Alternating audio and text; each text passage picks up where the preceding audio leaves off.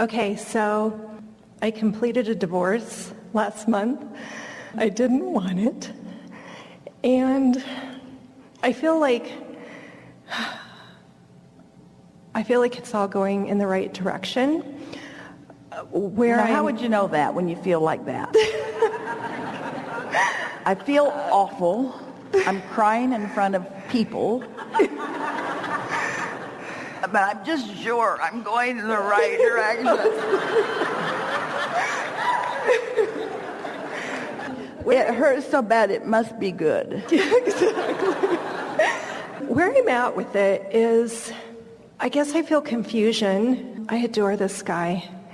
And I've loved what we've been talking about today, like really finding the love for him and yet allowing him to go do what he needs to do or have the conditions that he is. So I love being in relationships. That last thing was so perfect. I love relationships so much.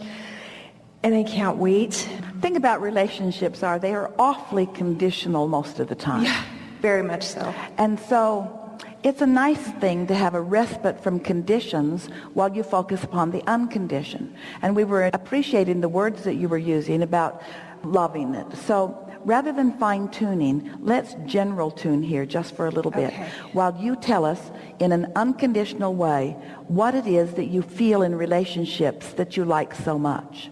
What's the emotion or the feeling? And try, if you can, not to try to conjure a condition that makes you feel that way. Just tell us what feels good inside of a relationship to you. Use emotional words if you can. Emotional words. I love to love. I love to love. I love to love for no good reason. Now, Yes. if you could love to love for no good reason, there would be no divorces. Most people love very conditionally, so there are a Yes. lot of divorces because I loved you when you were different than that, but now you're not different than that. Now you're that. I can't love you. Yeah, he was kind of like the guy's cat, so.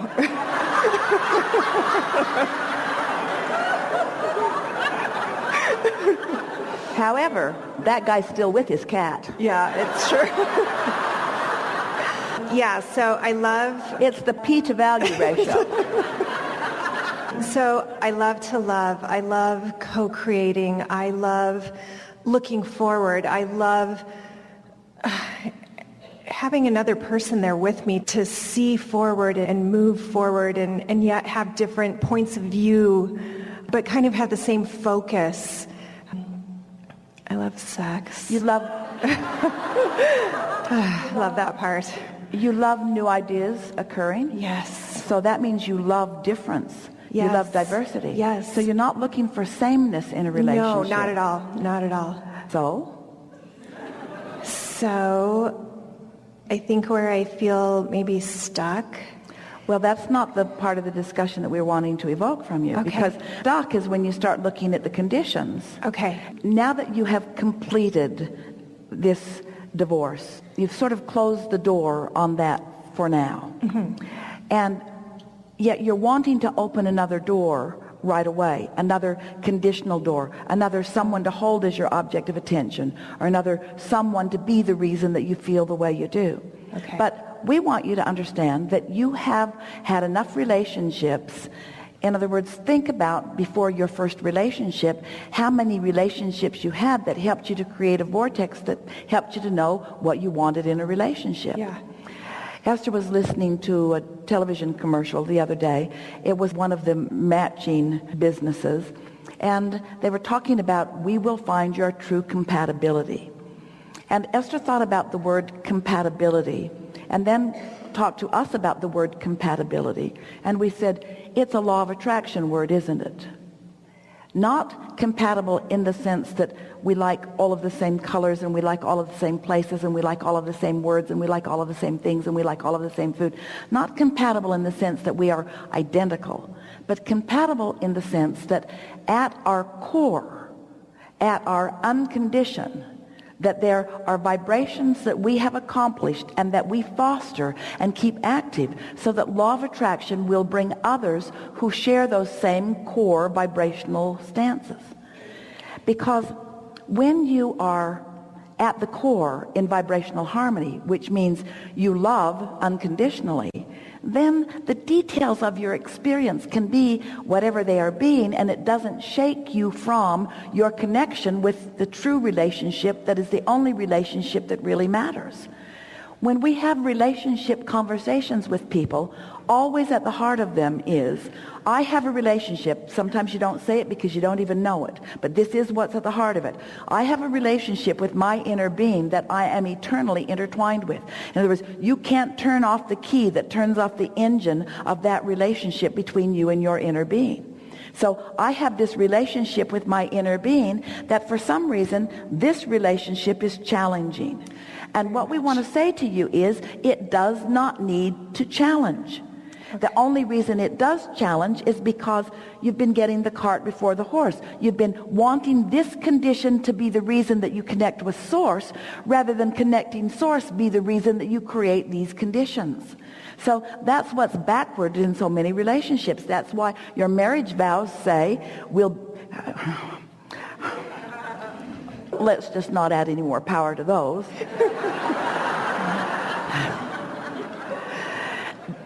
When you are caring about this relationship between you and your inner being, first and foremost, and in the middle and last, in other words, that's what really matters to you, then you find yourself more capable, or practiced is a better word, at finding positive aspects wherever you look. But when you look to another person and you say to that other person or about that other person, you are my primary point of focus, and everything that I feel is going to revolve from what I see here.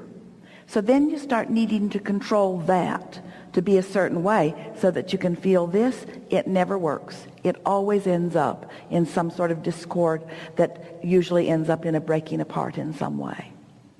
But when you instead come into alignment with who you are, then you're not holding this person to be everything. Now you've got these relationships with these people and these people and these people and these people, with life, with animals, with nature, with sunsets, with streets, with subjects, with interesting things, with hobbies and activities and all kinds of things. And this is just a person that you like to be with because you like to be with them, but they are never supposed to be your significant other. Your inner being is always meant to be your significant other. And when you try to make another person be your significant other, they're going to fail you every single time, because it is not their job to be all the things that you need in all the times and all the ways that you need them to be that way. Now, we're not for a moment trying to get you to get back together. That's not the point of this at all. But we are wanting, before you attract someone else, we're wanting you to secure, to establish, to define and establish and discover and enjoy an emphatic relationship between you and you. And once you do that, in that unconditional alignment with who you really are, in that consistent offering of that vibration, the universe will give you inspiration. You will rendezvous with another who at the core is already understanding the importance of that significant relationship. And when two come together who each understand what the truly significant relationship is, then you will have the freedom to have a delicious relationship. Otherwise, you hold each other in bondage. And in the beginning, before you know that much about each other, it works out pretty well. But pretty soon, you're going to start being who you really are. And if at the core there's not a vibrational sync, then it's always going to be problematic. Okay. So, did you follow that? Yes. That's amazing. Just kind of in the letting go. I mean, this is still kind of fresh for me, and yet I feel so excited to expand and move forward, but sometimes I'm pulled back. Maybe this will help a little bit. We don't want you to just let go of that. We want you to let go of all conditions for just a little while. We want you to let go of the need for any condition to be the reason that you feel good. Not just that, but all things, just for a little while. Okay. So you gave us a really unconditional word. You said freedom. you feel free. Yeah. You feel free. So talk to us about that. Talk emotionally about free. Well, free to me is very exciting. It's very peaceful. It's loving. Lighthearted. Lighthearted, silly, fun. Esther used to say, let's go get a Coke and pretend like we're on vacation. So pretend like we're on vacation. Being on vacation feeling as compared to that having a responsibility feeling. That feeling of getting to do what I want to do. Getting to do what I want to do. Now, picture yourself in a relationship getting to do what you want to do with somebody who doesn't want you to do it. That doesn't feel very free, does it? I was in that, yeah. How about the freedom to do what you want to do and someone disapproving of what you're doing? Not free, is it? Mm-mm. So what seems relevant here is never caring again what anybody else thinks about what you're doing. That's the only freedom. Because if you're trying to jump through hoops to please them, then you're not going to feel lighthearted and you're not going to feel free and you're going to come to resent them so soon, you see? Mm-hmm.